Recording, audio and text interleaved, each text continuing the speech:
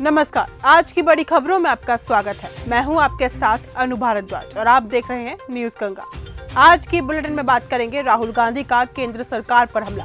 बताएंगे आपको कुत्ता पालने वालों पर लगेगा कितने का जुर्माना। दिखाएंगे आपको पीएम मोदी को मिला घाना का राष्ट्रीय सम्मान। बुलेटिन के आखिर में देखेंगे बांग्लादेश में शेख हसीना का अब भी है खौफ। लेकिन दिन भर की तमाम खबरों से पहले एक नजर सुर्खियों पर।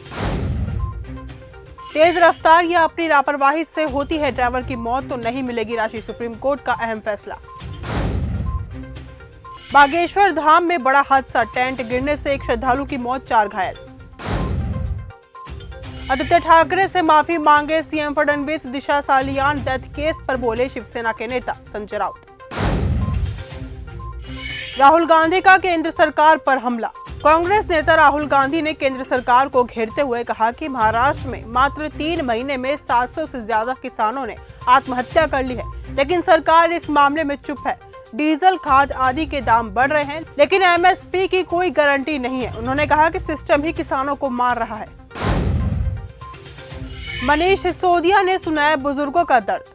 दिल्ली में 1 जुलाई से 10 साल से पुरानी डीजल और 15 साल से पुरानी पेट्रोल गाड़ियों पर प्रतिबंध लगा दिया गया है। आप नेता मनीष सिसोदिया ने इस कदम की आलोचना करते हुए कहा कि इससे आम जनता को परेशानी होगी और ऑटोमोबाइल कंपनियों को फायदा होगा। उन्होंने दिल्ली सरकार पर आम आदमी के हितों की अनदेखी करने का आरोप लगाया और इस फैसले को वापस लेने की मांग भी की। पीएम मोदी को मिला घाना का राष्ट्रीय सम्मान। प्रधानमंत्री नरेंद्र मोदी को घाना के राष्ट्रपति ने देश के सर्वोच्च नागरिक सम्मान officer of the order of the star of घाना से सम्मानित किया है। ये पीएम का 24वां वैश्विक सम्मान था। इससे पहले पीएम मोदी को उनके कार्यकाल के दौरान अलग अलग देशों से 23 अन्य वैश्विक सम्मानों से नवाजा गया है।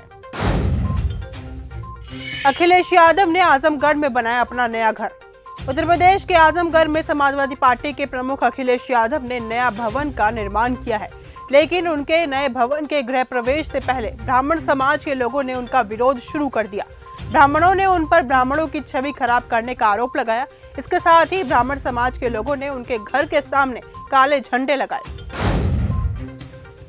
कुत्ता पालने वालों पर लगेगा 5,000 का जुर्माना। उत्तर प्रदेश के लखनऊ में कुत्ता पालने वाले लोगों के लिए नगर निगम ने सख्त कदम उठाना शुरू कर दिया है। अब अगर शहर में किसी ने भी बिना लाइसेंस के एक कुत्ता पाल लिया तो उसे 5,000 रुपए का जुर्माना देना होगा। नगर निगम एक अभियान शुरू करने जा रहा है, जिसके तहत अब घर घर जाकर पालतू कुत्तों के लाइसेंस की जांच की जाएगी। ठगों के जाल में बुरी फंसी सुप्रीम कोर्ट की वकील। उत्तर प्रदेश के नोएडा में एक महिला वकील को साइबर ठगों ने 9 दिनों तक डिजिटल अरेस्ट रखा। साइबर ठगों ने महिला वकील से 5 बार आरटीजीएस के जरिए 3 करोड़ रुपए से ज्यादा की ठगी कर डाली। ईओएल वाहनों का मामला पहुंचा कोर्ट। 10 साल पुराने डीजल और 15 साल पुराने पेट्रोल वाहनों को फ्यूल देने पर जुर्माना लगाने के फैसले को Delhi petrol pump dealers association ने चुनौती दी है। याचिका में तर्क दिया गया है कि ये नियम केवल वाहन मालिकों और चालकों पर लागू होना चाहिए, न कि पेट्रोल पंप चालकों पर। आम आदमी पार्टी ने इस फैसले को 61 लाख परिवारों पर आर्थिक बोझ डालने वाला बताया है। बागेश्वर धाम में बड़ा हादसा।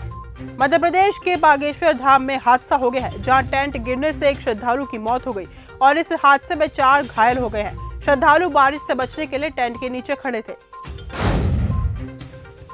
उद्धव ठाकरे का बड़ा एक्शन।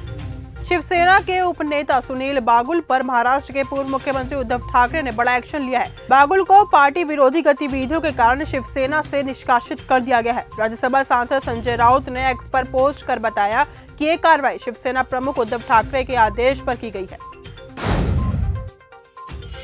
भारत ने चीन को दिया सख्त मैसेज। दलाई लामा का उत्तराधिकारी कौन होगा, इस सवाल पर अभी तक सस्पेंस बना हुआ है। चीन ने इस मामले पर हाल ही में कहा था कि उसकी मंजूरी के बिना दलाई लामा के उत्तराधिकारी के चयन की प्रक्रिया को वैध नहीं माना जाएगा।